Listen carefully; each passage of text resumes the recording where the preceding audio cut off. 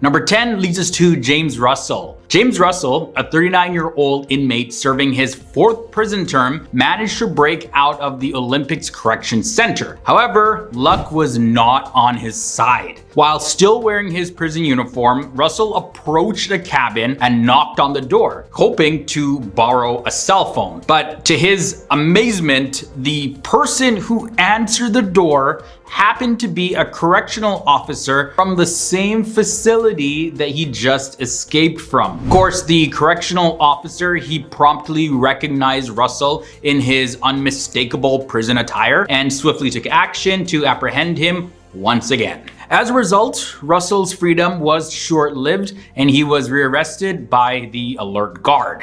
From there, let's take a look at Lester and Michael. Lester Burns and Michael Coleman, renowned for their daring van escape, successfully executed their plan to break out of the prison. With the help of luck and determination, they managed to infiltrate the prison van, start the engine, and commence their getaway. But unfortunate circumstances unfolded when an unknown prisoner, unbeknownst to Burns and Coleman, was also present inside the van. They had no idea. This individual had absolutely no intention of partaking in the escape and strongly opposed the entire plan. Prompted by a sense of responsibility, the reluctant prisoner contacted emergency services by dialing 911 to report the escape. Consequently, all 3 individuals involved in the incident were captured.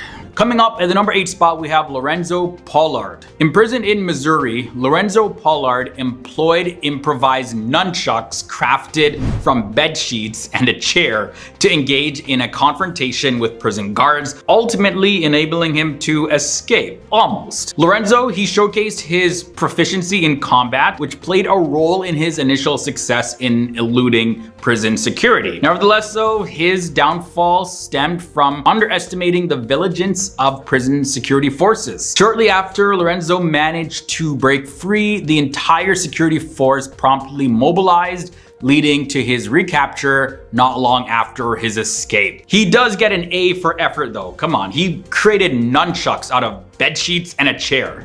Moving on to the number 7 spot, we have Curtis Ray Watson. In a small rural community in Tennessee, Curtis Ray Watson, a detainee, he successfully escaped prison following his malicious actions towards and the subsequent end of life of a prison official. Engaged in his regular lawn duties alongside other inmates, Curtis, he made a fateful decision to execute a reckless act. According to reports, Curtis SA'd and took the life of the prison executive, seizing the opportunity to break free once the path was clear. Utilizing a tractor as his means of transportation, he fled into the surrounding fields. Such decisive and rapid actions deemed Curtis a highly dangerous inmate. After eluding authorities for 5 days, Curtis was eventually apprehended and returned to custody. Coming down to the number 6 spot, we have Christopher Bosacci. He was somebody who was held at the Elmwood Correction Facility for petty theft and was nearing his release date actually. But he ended up displaying a lack of wisdom and impatience by proceeding with an ill-conceived escape plan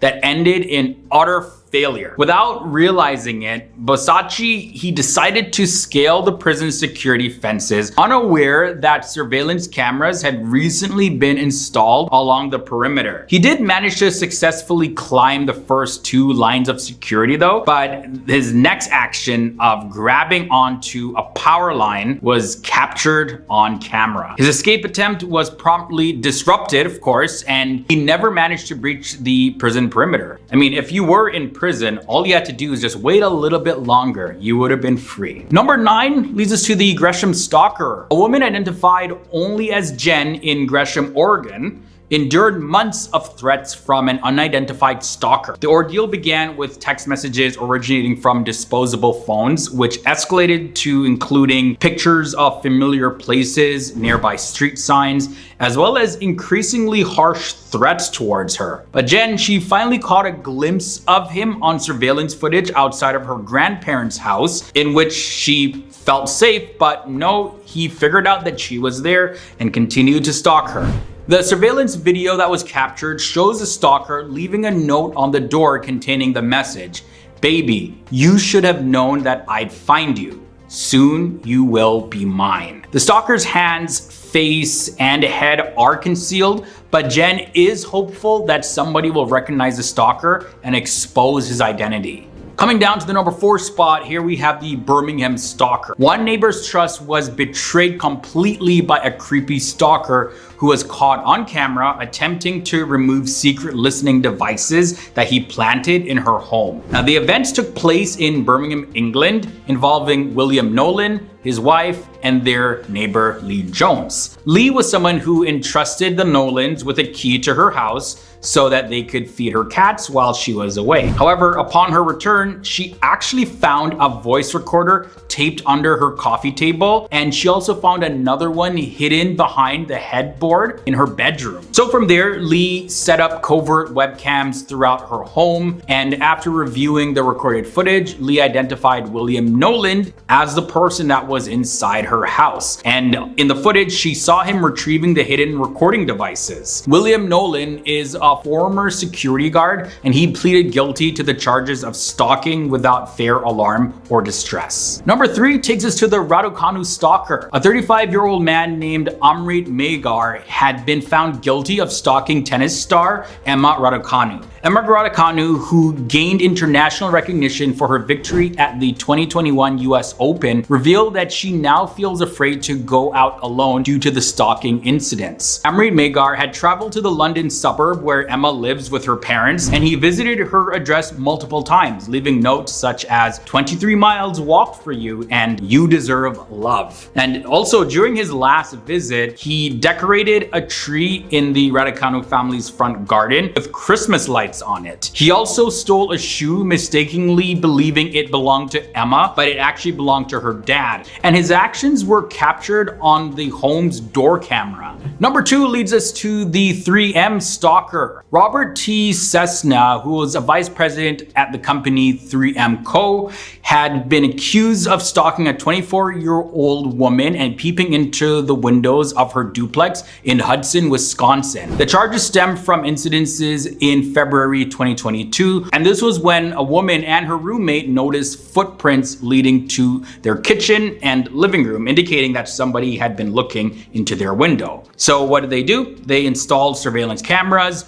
and on a later occasion, they saw on surveillance camera that a man was approaching their window and attempting to look inside before he left. So the video footage was shared with the neighborhood to alert other residents. And based on the surveillance footage and the description provided by the women, officers were able to link it back to Robert Cessna. The stalker in at the number 1 spot is the Gusti Janis stalker. It's definitely distressing to hear about Gusti Janis's experience of being stalked and terrified, because she posted all of this in viral TikTok videos. And the fact that there was another woman from Gusti's former neighborhood that identified a potential connection between the man in Gusti's videos and someone who had been following her for several years adds a concerning element to this whole situation. It seems like there was this ongoing investigation involving this individual, and it suggests that authorities have been aware of this person's activities for quite some time, not just in Gusti Janis's case. Either way, Gusti Janis, she showed camera footage where the stalker arrived at her home shortly after her return home and then watched her through the window at nighttime. But the thing is, no one's able to identify the stalker here. Starting at number 10, we have Sergei Anatolievich Torup. Back on August 18th, 1990, he received a revelation from God that changed his life and thousands of people who believe in him. Also known by his followers as Vissarion, or the teacher, Sergei Anatolievich Torup claims to be the reincarnation of Jesus Christ, and he started his own church, and he calls it the Church of the Last Testament. He and his followers live in Petropavlovka, and it's pretty much a man-made utopia where eating meat, drinking, and smoking, and even cursing is absolutely forbidden. The community is also self-sufficient. Now, before Sergei became Vissarion, he worked as a traffic officer for the USSR. So when the Soviet Union was dissolved, he ended up losing his job. And after that, he received this divine revelation that led him to claim that he was Jesus Christ. An interesting belief in his church is that they believe in outer space mind, or aliens. Moving on now to number 9, we have Oscar Ramiro Ortega Hernandez. Back in the year 2011, Oscar Ramiro Ortega Hernandez, he tried to assassinate President Barack Obama. Really, he fired 9 shots at the White House. Fortunately, nobody got hurt. President Barack Obama, as you know, he's still alive, as well as his wife and his family, and they were in San Diego at the time, and 5 days after this guy was caught. So why did he try to do this anyways? Well, apparently he believed that Obama was the Antichrist. And on top of that, he also believed that he was the reincarnation of Jesus, whose mission was to stop the Antichrist from ruling the world. If he really was the Christ, he would know that Barack Obama wasn't in the White House at the time he tried to shoot it up. But in any case, let's continue with this guy's story. He even made a video about this, and the recording in it, he says, "It's not just a coincidence that I look like Jesus. I'm the modern day Jesus Christ that you all have been waiting for." Things get a little bit more strange with Wayne Bent. Now, Wayne Bent, also known as Michael Travesser, he's the leader of the Lord Our Righteousness Church, and this is based in New Mexico. Now, before Wayne Bent founded the group back in the year 1987, he served as a Seventh-day Adventist Christian pastor, and it was in 2000 that he said that God showed him a divine revelation that he actually was Jesus Christ. Since the year 2008, Wayne Bent has been in prison, serving a 10-year sentence for laying with teenage female followers. And according to the Albuquerque Journal, he was released on supervised parole back in the year 2016. Now, despite this, he continues to claim to be the Messiah, and he holds on to the belief that he is innocent and that the government is just trying to persecute him. Next up at number 7, we have Jose Luis de Jesus Miranda. Now, we have a guy that I guess couldn't really make up his mind. Jose Luis de Jesus Miranda says that he was the Messiah and also that he was the Antichrist. He even got the number 666 tattooed on his arm. He's the leader of the church called Growing in Grace in Miami, Florida. And back in the year 2007, 30 of his members of the church decided to also get 666 tattooed on their bodies as a sign of their devotion and their love and admiration for him. Now, in addition to claiming that he's the Messiah as well as the Antichrist all in one, he also taught that sin and Satan don't actually exist. He believes that he, as well as his followers, can do absolutely nothing wrong in God's eyes, and he received this divine revelation back in the year 1973, and he passed away in the year 2013. Apollo Kibaloy comes in at number 6. Apollo Kibaloy was a founder and leader of the Kingdom of Jesus Christ, the name above every name. That's the name of the church, by the way. And that's based in the Philippines. Now, Apollo Kibaloy, he attracted about 6 million followers. 4 million of them are estimated to be in the Philippines, and the other 2 million are in other places. Aside from being the head of this church, he also claims to be the appointed Son of God, or the reincarnation of Jesus Christ. He also claims that God appointed him to be the savior of the non-Jewish people. Now, back in the year 2005, on April 13th, Apollo Kibaloy, he declared that God had entrusted him with the kingship. Now, this kingship specifically is supposedly given to him, and that gives him authority to govern God's kingdom as well as execute God's laws all around the world. He also claimed that since the year 2005, he's been living in a state of sinless existence. So after being a Christian preacher for some time, he left his church and then he formed his own church, and that was established back on September 1st of 1985. Record halfway in at number 5 is Bangladesh is the world's thinnest nation. Yep, you heard that right. It's the thinnest nation in terms of BMI, which stands for, of course, body mass index. Body mass index, or BMI, is a measurement of someone's weight in regards to their height. It is an indicator of the person's total body fat. So when in 2010, the national BMI average of Bangladeshi people was measured at 20.5 for women and 20.4 for men, that alone set a new world record and made the country the thinnest nation on the planet. This is one of the only few world records that wasn't intentionally set. Like, nobody went out to say, well, let's be the thinnest nation on the planet. No, it didn't happen like that. Number 4 is the longest human chain. This is an incredible record. Bangladesh is one of the most populated countries in the world. And back in the year 2004, one of Bangladesh's world records was set when over 5 million people joined their hands together. they form the longest human chain in the entire world, and it stretched from Teknaf to Tentulia. The 1,050 kilometer long human chain stretched across the entire country from one end of Bangladesh to the other end. Even after so many years have passed, it's still one of the most surprising events that has ever happened in the world. All right, guys, so next up, these next 3 world records are set by one single person. So let's introduce this amazing guy. His name is Mahmudul Hassan Faisal. He has a record for the most football arm rolls in 30 seconds.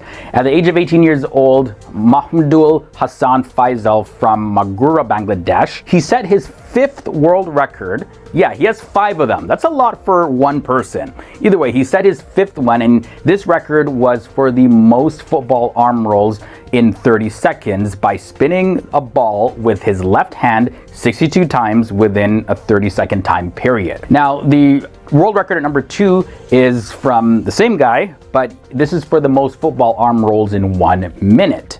Guinness World Record officials recognize his first world record, the most football arm rolls in 1 minute, back in August of 2018, and he did this 134 times. Now, the number 1, we end this episode off with catching a basketball with your neck. Yeah, he has this world record.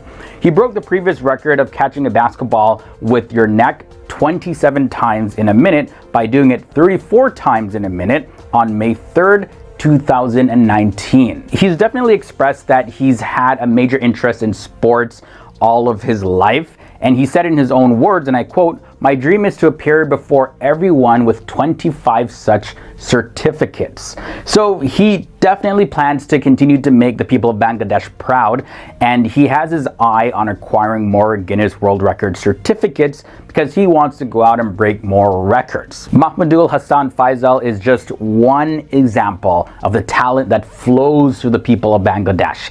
And so I thought it would be fitting to end off this episode featuring him and some of his achievements.